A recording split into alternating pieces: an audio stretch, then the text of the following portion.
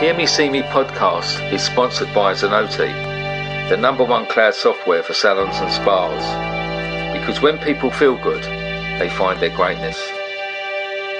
I am Stuart Roberts, and I'm really excited to introduce my new podcast, Hear Me See Me. It's just over 5 years ago, I did something that changed my life. What it did, more than I could have ever realised, it helped me. I have met some absolutely amazing people. Some of the people that work in some of these places, many of them are volunteers, but some of them it is their job. I had this idea after being inspired by a guy in America I'd seen cutting hair on the streets and seeing the difference it made to the guys who were there. This is more than a job, this is a calling. Hello, this is Stuart from Hear Me See Me podcast. Today I've got a wonderful spitfire of a woman with me. I'm talking to Jayne Lewis-Orr, the Executive Director of Hairdressers Journal and lots of other things. How are you today? Morning, Stuart. I'm very well, thank you. How are you? I'm really good. I'm surprised you're still alive after the last few weeks you've had. Yeah, it's been fairly busy with Business Awards, Salon International, and then we're just 5 weeks, or less than 5 weeks away from the British Hairdressing Awards. So yeah, there's always on it. Keeps me out of mischief. I know. I always say that one. So let's go straight into it. Okay. I always like to know what makes someone tick, and the thing I always think is start at the beginning. So where was your upbringing? Where was you brought up? So I was brought up in Banstead in Surrey, and had a pretty idyllic childhood, I think. Mum, dad, 2 brothers, very fortunate, had lots of lovely times together, fun at school, and actually, I suppose in some ways fortunate that Reed, who was my previous employer to hair, they were one of the biggest employers around, big publishing company, and I wanted to be a journalist. So that was kind of my aim. That was always where I wanted to be. Right. But yeah, family of musicians, so it was quite different not to be going into music. Right. So what is their background? What are they? So mum and dad were both actually everyone apart from me, and I get reminded of this regularly, born in Manchester. Literally, I'm the only one born south, so they were all born in Manchester, including my 2 brothers. And then Dad moved with the family down here because he was working in all the recording studios. So Dad plays the trumpet, and he's still playing the trumpet extraordinarily well, apparently. I'm not the expert, but I'm told he is at 85. So really? still plays at Ronnie Scott's. And you would have heard Dad on kind of things from the James Bond themes through to Beatles music, through to Fred Astaire, Bing Crosby, all those kind of, Frank Sinatra, that kind of stuff, through to the Match of the Day theme, and being on Parkinson every week in the band. So really? Yeah, that was and is what my dad does. And then my older brother was also a professional musician. He played keyboards and had a studio, and was part of a band that many people won't have heard of now because they'd be far too young, but there was a band kind of 80s, 90s called Matt Bianco. That's my brother. So, and he was still working up until we lost him 5 years ago in December. Oh, what a shame. Yeah. So, a middle brother didn't do any of that. My middle brother, Paul, was a very happy painter and decorator, loving life. Yeah. Do you know what? This is why I love doing this, because, I just love doing this podcast, because you meet people and you sort of, till you do this, you don't really, there's all this other aspects and other facets of people. Yeah. To be brought up amongst that, did you ever, so I suppose you went to go to Ronnie Scott's and that when you was young and... Yeah, I did. Yeah, you did. You did grow up in it. And it was very much the normal thing for us to see Dad playing on, Surprise, Surprise, or Parkinson, or Name That Tune and stuff like that. So it was kind of just, it was there before I was born. So nobody made any big deal of it. I mean, obviously I'm super proud of him. We were very fortunate. Mum was a stay-at-home mum, so we were absolutely, spoiled rotten, as in cooked and loved and cared for. And I mean that they were the happiest oh, I'm going to get upset. They were the happiest of times. They were the happiest of times. I lost my mum when I was 21. And then I lost my middle brother when I was 27. So, and then Mark 5 years ago. So, oh God, I didn't expect to get upset. Sorry, Stuart. But we had the best times. Yeah, we really did have the best times. So what, there is just you and Dad now? Yeah, there is. I mean, obviously I have my family now, so I'm married and I have 20-year-old. But for my family, it's me and my dad. Yeah. Oh. Yeah. Wow. But what memories? Oh, you know what? I always say to people, because they're like, oh, how sad. And listen, it's the worst. And I wouldn't wish it on my worst enemy. But I think I'm so lucky to have had such a lovely time with my family and the best relationships with my brothers and my mum that some people never have in a lifetime. So the fact I didn't have them for very long, I mean, it's horrible. And I have very selfish regrets. They've not met my kids. They didn't see me married, those kind of things. But actually, I had the best time with them. Do you know what I mean? It was, they really were the best of times. Do you know what? It's really refreshing sometimes, because probably the nature of what I do, that when I do share stories with people and when I do talk to people, that often their background's very, very sad, you know, very, very. So it's really lovely to hear someone who's got just a wonderful childhood and a wonderful. I mean, mine was great, you know, to a degree. It was really good, but you know, I was abused when I was a kid, so it sort of put the cat amongst the pigeons a bit with my upbringing, and it affected me. But I'm not saying that, because why I say that is that it's important you're sharing, so I will, because I'm free enough to talk about it openly. I'm free enough because I went through a process of moving on from that. Yeah. And then I now can appreciate all the great things I had when I was growing up. I had some fantastic times, and I had a great loving family, but there was this other bit that don't need to define me and all that stuff. Absolutely not. You know, and you know, I lost my dad. Funny enough, it's my dad's birthday this week, and I lost him. I got sober 15 years ago, and I was only about 9 months sober when I lost him. So it's about 15 years ago he died. Right. And, I remember going to a hospital, visiting, and I was always looking for a pat on the back, you know. Yeah. And I said to him, oh, well, Dad, I mean, we knew he was going at that point. I said, oh, well, Dad, at least you've seen me like, stop drinking. And he went to me, about fucking time. But that was praise in his own way. That was a real acknowledgement that you've done it. It's brilliant. It's absolutely brilliant. But we all want approval from our parents, don't we? We want to make them proud. Yeah, I still do. I mean, absolutely. I look around at my family when I mow the lawn, and like, I'm sort of waiting for them to go, oh, the lawn looks nice. We're all children at heart, aren't we? Well, of course we are. I don't think you ever grow. And I think we also all think our parents are indestructible. Yeah. You know, and that's why it's a really tough, hard lesson when all of a sudden that. Yeah. I mean, I was just 22 when we lost my mum. So she wasn't ill. It was a massive heart attack. So didn't know it was, you know, everything was fine. And then everything changed. And it was literally in that split second. And I think that's the twofold thing, isn't it? That you either get that horrible shock, or you get like my watching me 4 months watching your dad go through it. You know, so there's no good way for that. No, there isn't. For the person themselves, I'd opt for the quick one all the time. I'm hoping I get one, but I think, you know, it's it's difficult. It is difficult, and there's never the right time to say goodbye to the people you love, is there? No, and it's always a shame for people to say like, to appreciate the people you've got while you've got them. I keep saying to kids, they'll think I'm dying. I go, no, I'm not dying. I just, you know, just remember when I'm gone. No, but it is. No, but you're so right, because until it's not there, you don't realise what you had. I think. Probably, but I do think I agree with you. Your life experiences make you the person that you are. And I think I was young when I lost my mum. I was 27 when Paul was killed. And you do appreciate people more, because if you experience early that loss, actually, I speak to my dad at least 2 or 3 times a day. I see him as much as I can, because I appreciate the fact I've still got him. I know that sounds really daft, but you know, every day is important that I speak. And I spoke to my brothers every day when they were alive, always. Yeah.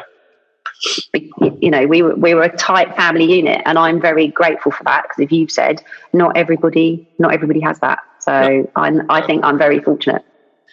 I think you are. I can see that the way you speak about it. And then get upset. I didn't expect that within 5 minutes of starting, so sorry about that. I'm well known for making women cry. There are so many responses to that, but I'm going to leave them all unsaid.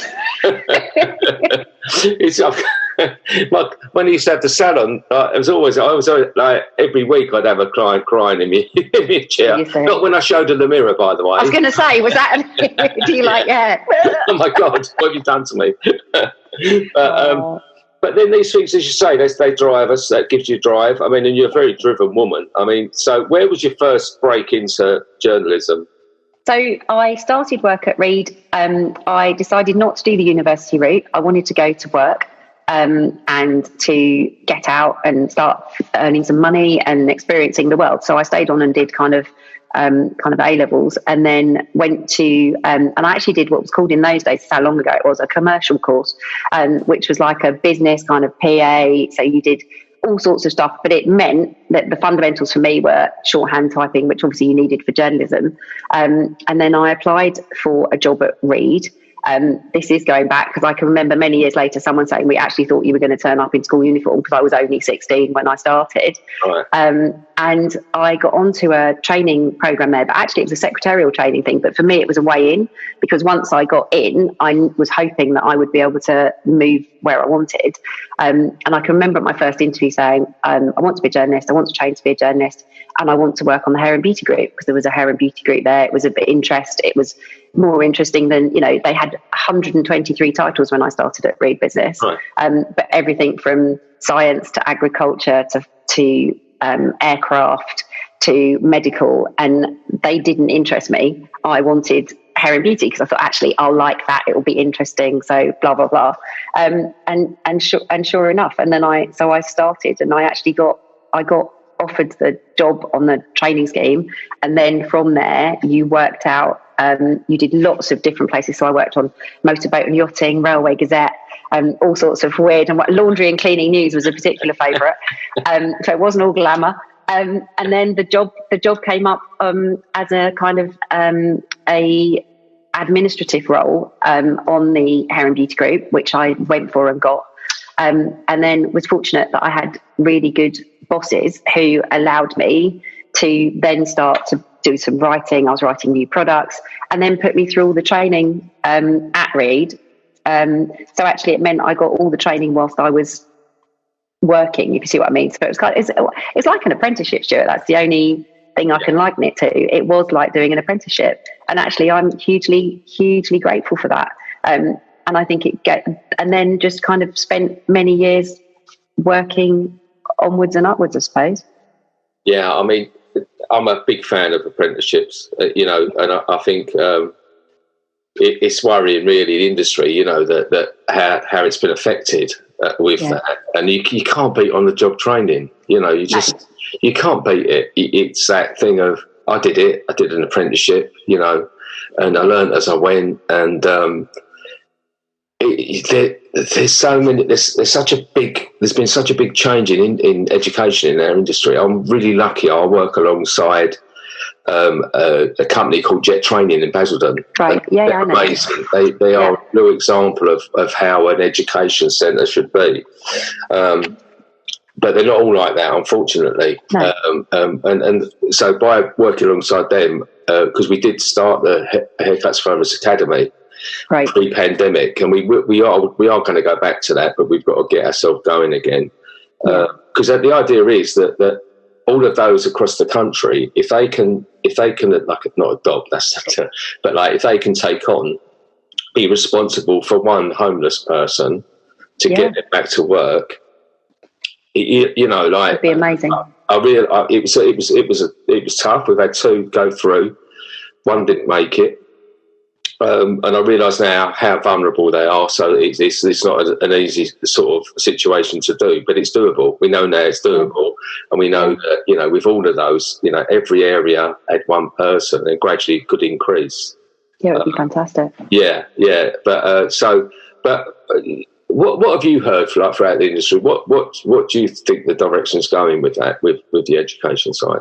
Well, the T levels have just been awarded. So this is the government's kind of gold standard that they're rolling out. So the hair, beauty and barbering's in the fourth wave. And VTCT have won that with the NCFE. So VTCT will be driving the education. So there's very much, and I work with, I'm a trustee for them. So right. I've been involved in employer panels. And part of this, so basically the T level will be equivalent to 3 A levels. So it's an alternative to A levels apprenticeships. And this is the third route, if you like. And as part of T levels, you have 45 days work placement. Right. So you are in salon, whether it's beauty salon, barbers, hairdressers. Yeah.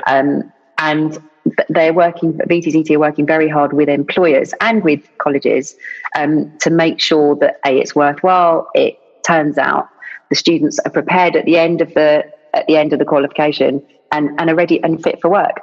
Yeah. And, you know, that's the important thing. And I think, you know, the market, you'll know this, as there's a big kind of move towards freelance, which is fine. And, you know, people want to work that way. That's great. But what we have to ensure is that we're still training and bringing up the next generation, not necessarily in age, but just the next generation of hairdressers, however young or old they are when they come in to start, that they're getting that training and being able to watch and observe and learn and work alongside people who are more qualified, better trained, so that, you know, I think you never stop learning. We all want to work with people who are really good because we can all learn from them.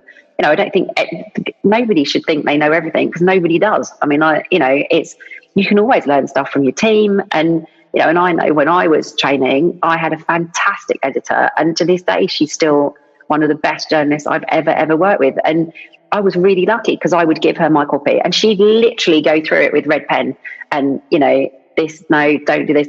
But you need that in the same way you need that with a haircut. It's the same thing. It's just a different skill set. Yeah. You need someone to be saying, no, that's not the right way. Yes, that is the right way, because then it forms habits, doesn't it? But you have to be told a few times first before the habit forms, I suppose. Yeah. That's, you know, I think that sounds really exciting, you know, because it's definitely, education's so key. And as you said, you never stop learning. And it was only about 5 years ago, I still had the salon then. And I went and done not another salon with Sophia Hilton, and I done a colour course. And I was this old fart doing this with all these young, wonderful people. But I loved it. I just loved it. It was just like, I mean, she's Willy Wonka, that lady. She's absolutely Willy Wonka. And I just felt like I was 15, you know, and it was just. But that's brilliant, isn't it, that you get that energy. But I think hairdressing and barbering are industries where people are so willing to share their knowledge and expertise. Yeah. They're not this kind of, don't look, this is my way of doing it. Everybody's really open. And actually, why would you not embrace that? I mean, I think I'm clearly a frustrated hairdresser somewhere. I just love to do that. I would be terrible, I'm sure. But I think in a market where people are so willing to give and share, everyone should take advantage of that. I personally don't see why you wouldn't. No, and I think as well, there is a time where we've had such change. Oh, it's huge. You know, we've had world change. We're going to look back in history and think we've lived through this momentous time. And it's embracing change. I mean, you know, it's always not been being scared. Years, you've got to love change if you're going to grow. Yeah. You want change, you've got to change something and all that stuff. But, you know, there's a different way of working now. There is, you know, a self-employed hairdresser. There are home hairdressing salons. There are all of these things. My thing that I didn't really realise is that when I was going to set off doing this haircuts for homeless sort of life that I've got now, was all about meeting homeless people and vulnerable people. But I've met hairdressers. You know, I've met hairdressers across the UK and Ireland and Southern Ireland, and you know, and it's been fantastic. And I've met celebrity hairdressers. I've met people who've got a little garden salon. And throughout the pandemic, we was in contact as well. So we had like, they were sharing with us all of the problems that they had. I mean, a lot of the ones who had a solid business in a home salon didn't qualify for any grants. No, they didn't. And literally, and one of my team leaders has just in the end sent us, like a message to say, look, she's still going to be involved, but she's had to go out of hairdressing because it just, she only worked for last year. I think she only worked 30 weeks out, and it's not doable. And there's a lot of that now.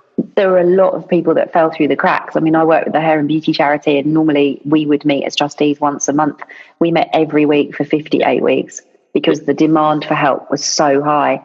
And the stories we were reading or hearing were really tough.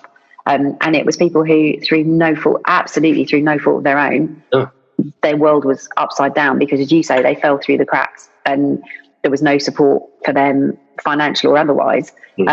I suppose in the end, the charity was there, kind of the only place they could go. And luckily, we were able to offer help and support to pretty much everybody who asked us.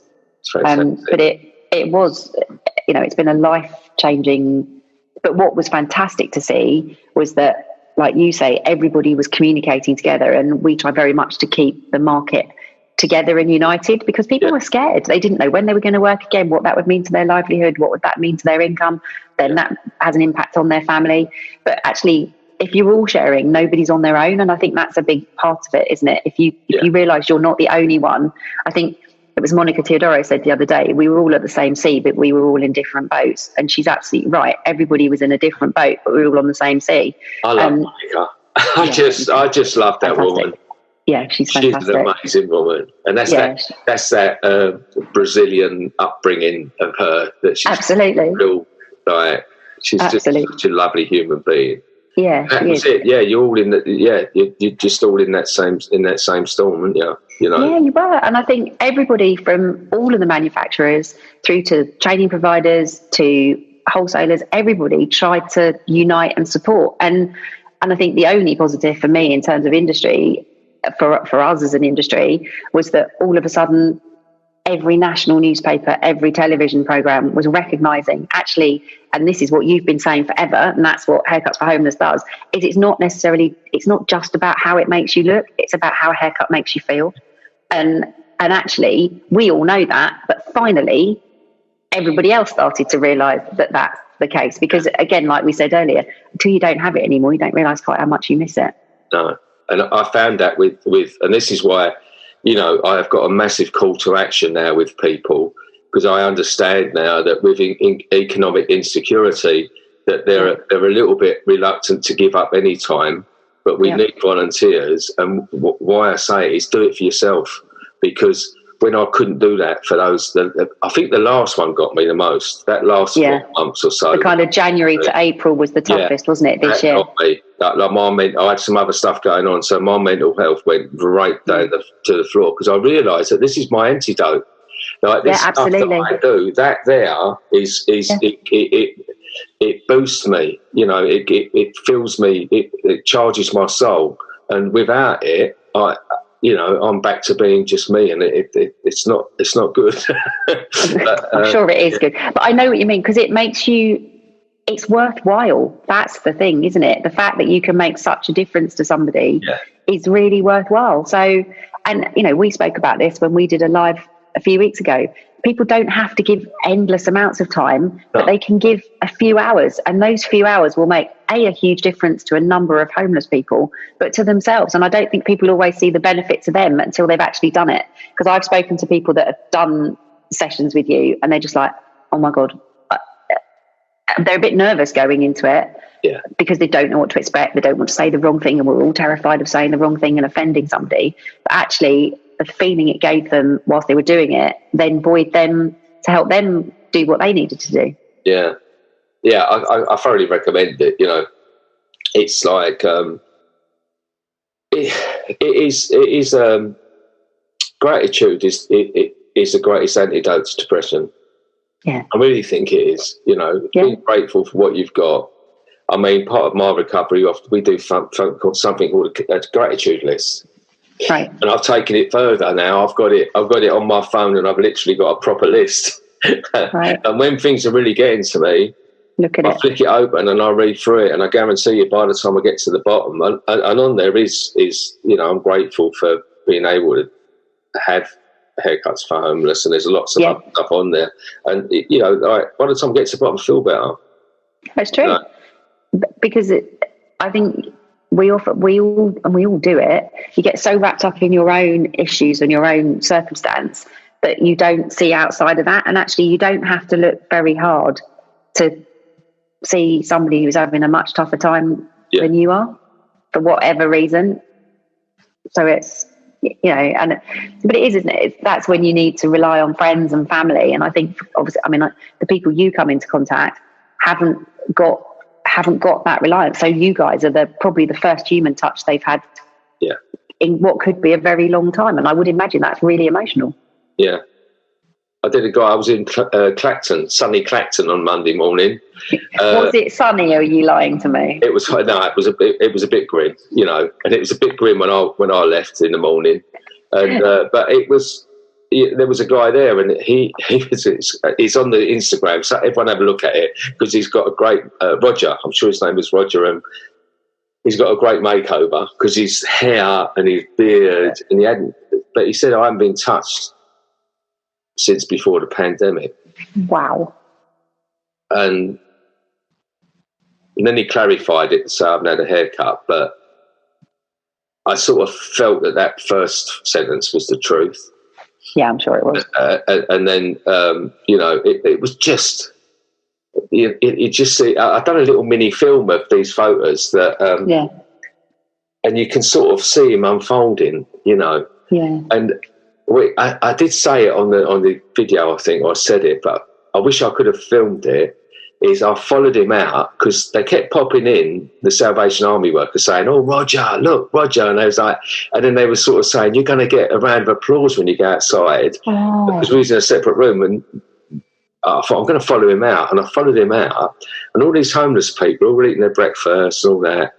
And I went, way, and he got a proper. I mean, my hairs are standing up. It's making the hairs on the back of my neck stand up. He just literally, and he got a round of applause. They like to move my car, so I went out. And every time I went out, he grabbed me hand. He was going, "Oh, thank you, mate. Thank you so much." And he kept, like but the difference. Yeah, and that's what I'm trying to get across to people, that you need to know that, you need to know that type of thing that you're gonna, that feeling that you're gonna get doing this is so important. Yeah, and also I know, you're a nationwide charity, so you need help from people from all four corners of the United Kingdom, don't you? That's the thing. It's support everywhere. This is not London South East centric. This is everywhere. Homelessness is not London and South East centric. It is it's worldwide, but for you it's nationwide, and you need to try and get as much support as you can to help, because there'll be other Rogers in the northeast, the northwest, Scotland, the Midlands, Wales, southwest. People are having a hard time everywhere, so the more I go, it's the same. I walk in the same place, and it's the same. Everything's the same apart from the accent. It's just a different accent everywhere. It's not centrally based or anywhere. This is across the whole of UK and Ireland, and everywhere I go, it just feels the same. And it's reassuring but depressing all at the same time. Yeah, I'm meeting the same people, same circumstances, same stories, and it's only getting worse. So we need more people, we need more help, and that's the thing with it. That, and if there isn't one near you, we can get you started. I was going to say, start one, right? Everywhere. We're only scratching the surface at the moment. No, it's brilliant. I'm throwing it back to you again. Oh, God. Right. It's much better talking about you. Yeah, I know. I know what you were doing. You were trying to get it away from you. But I want to know, what drives you? What drives you, Jayne? Because you're very driven. Yeah, I am very driven. I'm not a hairdresser, I'm not a beauty therapist, but I absolutely love the market.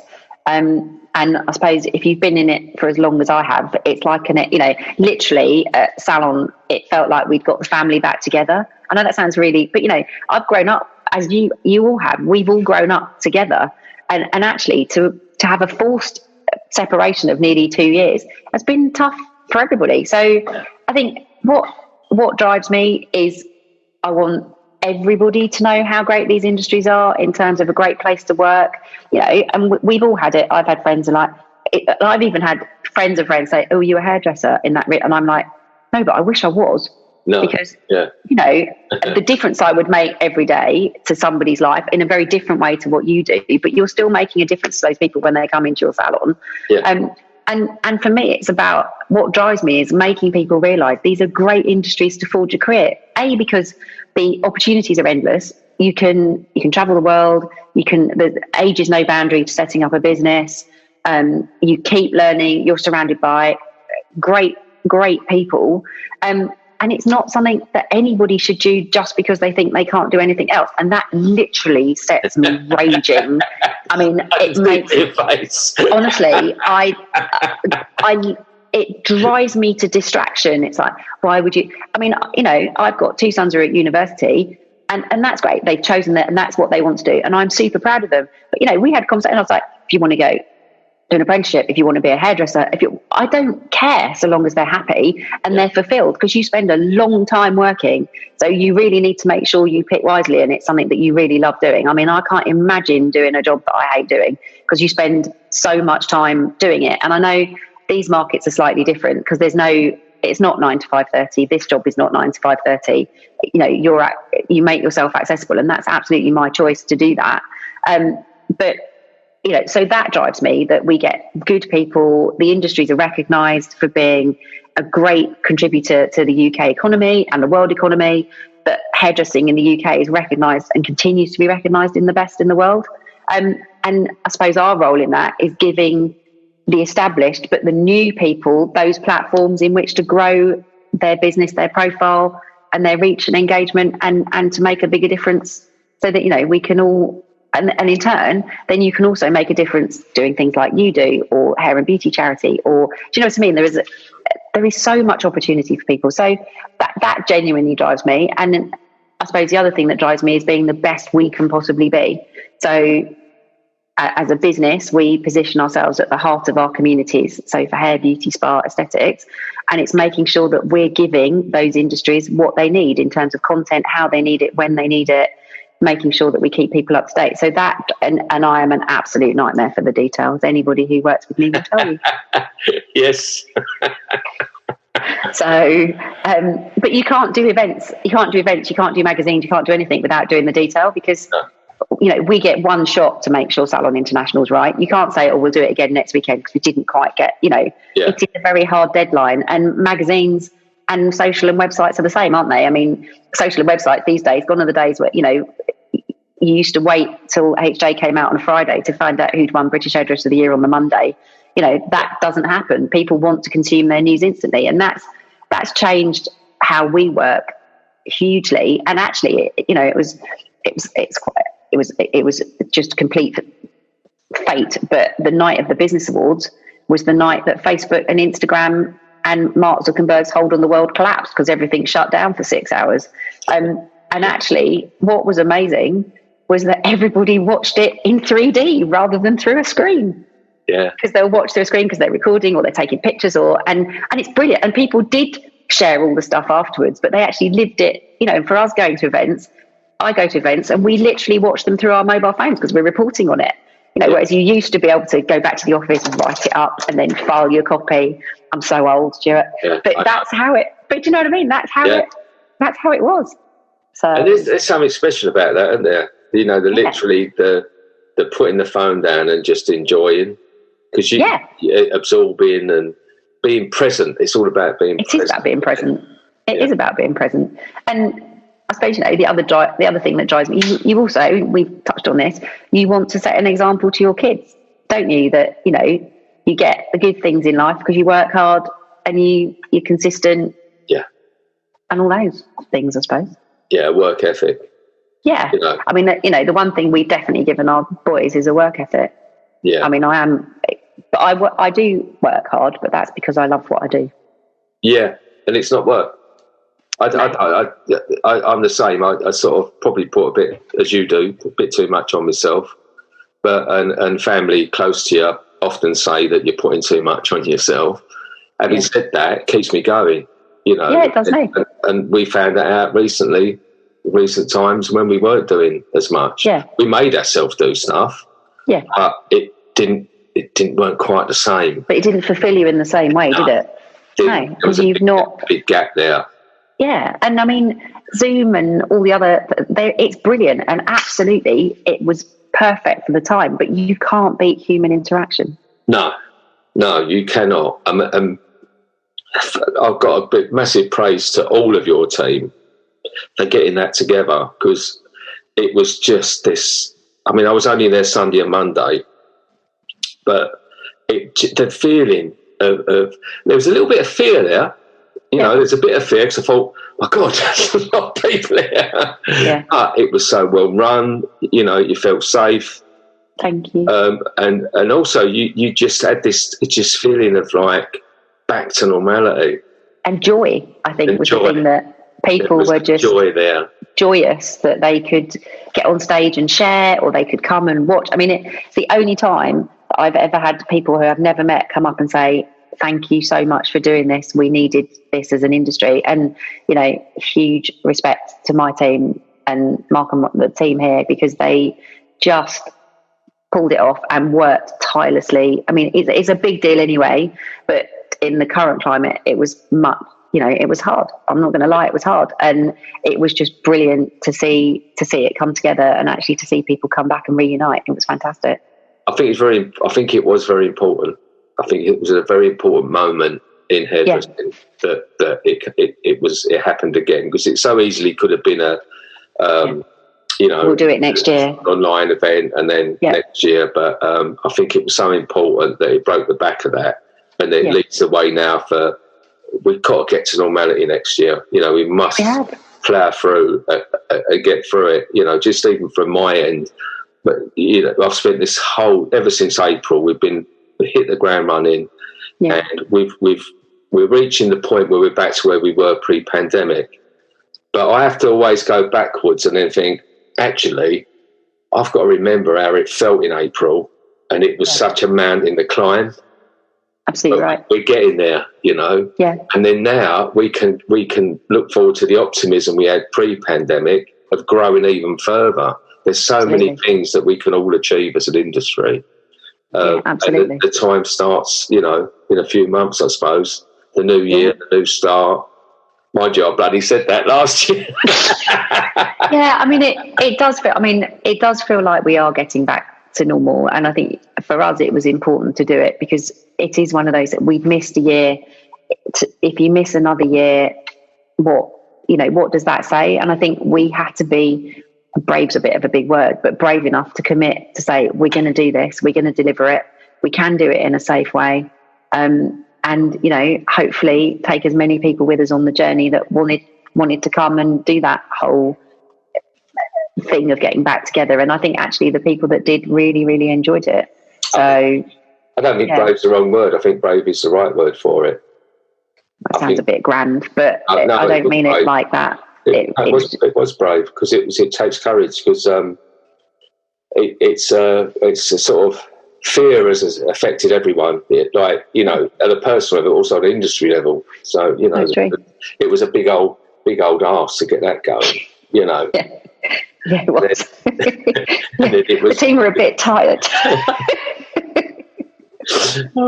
You've featured a lot of conversations over the last few months. I think you had people who, exactly. Are they completely, what are they doing? But actually, but you know, whatever you believe about anything, COVID's not going away. We have to learn to live with it. It's like the flu. It's not like the flu, but it is like a flu. Yeah. We have to learn to live with it, and we have to learn to exist with it, and run our lives and get back to doing, you know, personally, I don't think humans are built not to be with other humans and interacting and socializing, and, you know, and I think we haven't probably touched the tip of the iceberg on the mental health issues that are coming out of COVID now, where, you know, you have people with real anxiety about going out because they've not been out for 18 months. You know, you can see people in your own family that it's had an impact on you. You don't have to look very far, do you, to see how it's, and everybody's everybody has had their own way of dealing with it and trying to find their way out of it. I mean, I got COVID very early, so March 2020, and in a way that made me less scared because I'd had it and I was all right. I know that sounds ridiculous, but it did. So, but that's not to say that you're not being careful and doing everything you need to do and, you know, making sure everybody else is safe. This is the thing. And once the biggest fear is the fear of the unknown. It is. One of my kids got it when we sort of, I've got to stop saying this. Well, I keep saying we locked her in a bedroom, but we didn't physically lock her in a bedroom. But that doesn't sound great. And we are lucky that, you know, like we've got two bathrooms. So you know, she had the bathroom, meals on the floor, knocking on the door, all that stuff, and none of us got it. So it's doable. But that's easy for me to say in a house where we've got the bedroom. Got space. You know, if you're in a studio flat with a couple of kids, you know, like you can't separate. So but you can get through it. I mean, I got it before you could get a test to say you'd had it. So I got the test 4 months later. I paid for an antigen test and I definitely had it. And was saying to my GP, I can't smell or taste. And he was like, I've no idea what that is. That's a bit odd. But it was before it became a recognised symptom. I was just like, oh, it's just a bit odd. It's like, well, I can't. So, but no, you're right. We are both fortunate in that we've got space so that nobody else caught it. I think what happened was then it went through dips, didn't it? Like, and you sort of like 1 minute you're really scared, then it was sort of getting a bit complacent. Yeah. Then all of a sudden you'd have something. I remember when I saw that lovely Jamie from Swartzkopf, Kleiner, when he passed away, because he's of the area where my salon was, and my sister was friends with him on Facebook and that stuff. And those things were so awful, and it was so quick and so sudden and such a shock that it made you think, oh my God, this is so real. It made the reality of it, didn't it? That anyone ever touched by that. And, absolutely. You know, and I love to see at salon. I went over to and there was this. You see on the Schwarzkopf stand, the plaque to him on the stand. Back with him with his big smile, you know. So it was brilliant that they did that. It was a really lovely thing to just acknowledge him. It was lovely. Yeah, I thought that, and it was great. And because I was in there looking at the photographs at the gallery, the Hairdressing Awards gallery. A lot of them taken by Jack Eames. Yes, lovely Jack Eames. Done that one. And because it was really funny when Jack first got in touch with me. He was saying that you know, I do. I'm a photographer now. I didn't even know. And then I think I went up to the. I love that. I'm a photographer. He is a superb photographer. But I didn't know. So I goes, oh yeah, mate, you want to take some photos? That's fine. He was a nice guy. He was really fitted in well. He's very cool, very, very gentle man. Yeah, so he fitted in really perfectly. And you know, we've been doing quite a bit. Then I went up to last year. It was the Fellowship Awards, Fellowship Luncheon. Right. When they surprised me with an award, and I was actually supposed to be somewhere else. I was like, I thought it was that night, so I had to quickly send my sister off to where we were going, quickly get me suit on and get up there, and I've bumped into him at the station. I said, what are you doing here? He went, I've just know, you know, and still hadn't really told me. And then we walked in, and Errol Douglas going, oh, Jack, and, you know, and all these people, and I thought, are you a proper photographer then? You're a proper photographer. I love that. Bless him. He went, well, yeah, I've done most of the collections. And I went, oh, I didn't know that. Right. But, you know, it leads on to the crowdfunder, you know, that then you had us on the live, and, you know, I don't know when this will probably go out in a couple of weeks, but I would think when this goes out, we would have just finished our crowdfunder. But people can still raise money for you. Well, they can still raise money for us, and the book will then. We've pre-sold on the crowdfunder. We've pre-sold an amount of books. Right. We'll probably get to the end and pre-sell about 10%, but there's still 90% then to sell. So, you know, and it's an important thing. And our thing is that we want to have to reprint, because we really want it on every reception desk. Yeah. You know. Everyone having a coffee in a salon anywhere in the country should be able to pick that book up, you know. And showed me some of the running sheets. It's absolutely beautiful. It's you know, and Lee, I've got to mention Lee Keats as well. Who, he's a quiet man, Lee, so he doesn't sort of come forward a lot, but he just picks up. He just got an ear for picking up the most beautiful like sentence or story, and that's why there's going to be photographs in the book. But there's just these little nuggets of gold that Lee's found. So between the three of us, you know, my role's not really much now because I'm busy doing the work, but they're the ones that are putting it all together. And I'm so proud of it that it's going to be such a stunning thing. Oh, it's beautiful. Having seen the running sheets, it looks amazing. And I mean, it's true testament to every picture tells 1,000 words, because in every face you just see a story, don't you? Yeah.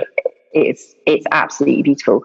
And I think it's a lovely thing for them to have come together to work with you on, because obviously this will then help the charity, won't it? And will help you keep going and keep pushing forward and being able to make such a difference to the homeless community, which is something we should all support. Yeah, I mean, I think as an industry, we've got so much support anyway, but, you know, like all small charities, it's tough to get that. So we're always on the lookout for sort of corporate sponsors. And what I found, what was really amazing, like our first corporate sponsor on board was L'Oreal. Right. Now, they have been amazing. I'm not just saying it because they're supporters. They literally have been amazing because they see it as something that's beyond commercialism. So that they're more than happy for another sponsor to get on board within. Yeah, absolutely. You know, they say it's bigger than that, and I really appreciate that. So, and they're right. It is bigger than that. Yeah. So we've got Sonoti, which are a software company, big in America. The American. Yeah. They're sort of getting bigger over here. They've supported us really, really well. But there's room for a couple more. So, you know, that hopefully the book will bring attention, and then that will come forward. And so when the crowdfunding ends, where do people go to buy the book? Is it on haircutsforhomeless.com?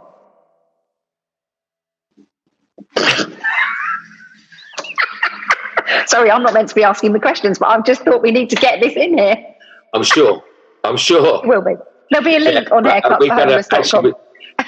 Actually, for being at Salon was so great because I finally got to meet the guys at Green Salon Collective. They've been supporting us for a while now, and as they're growing, they're going to support us more, but they're going to sell it on, you know, their connection through their website. So they'll actually have the book available on their website, they've said. I'm sure they'll make that happen. We'll have it on, obviously, the Haircuts for Homeless website. We'll probably have links in the bios of on the Instagram, and probably a face.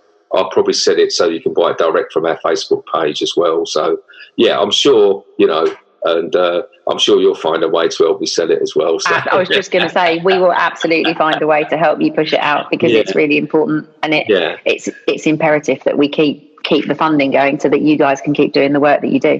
Well, early on, I said to him, I put my salon owner head on, you know, of many, many years. And I said to him, look, I think the great thing of this is that you're not just asking for a donation. This is something that you're gonna donate the same sort of money as you probably would anyway to the local netball team, but you're actually going to get something through the post in this lovely, something really worthwhile. Yeah, it's going to be like a little Christmas present, and you know, it's going to be out for Christmas. I'm sure we're going to make that happen. Yeah, so we will definitely help you, Stuart. Thank you very much. It's my pleasure. Jayne, you've made me cry. I've made you cry. I've not even cut your hair. I've made you cry. It's normally when I cut a fringe too short that happens, but you know. Oh, I would get upset about that. I hide behind my fringe. But it's been an absolute pleasure, and you know, it was really nice speaking to you, and I'm sure you'll be hearing a lot more from me in the future. I do hope you might delete my number at some point. I will not ever delete your number. We are happy to help. Thank you for asking me to come on with you. No, and I've really enjoyed it. I'm sure everyone's going to enjoy listening. But I'm sure you're busy, so I'll let you get back to your day. Thank you. I'll see you soon. See you soon. Just over 5 years ago, I did something that changed my life. What it did, more than I could have ever realised, it helped me. I have met some absolutely amazing people. Some of the people that work in some of these places, many of them are volunteers, but some of them, it is their job. This is more than a job, this is a calling.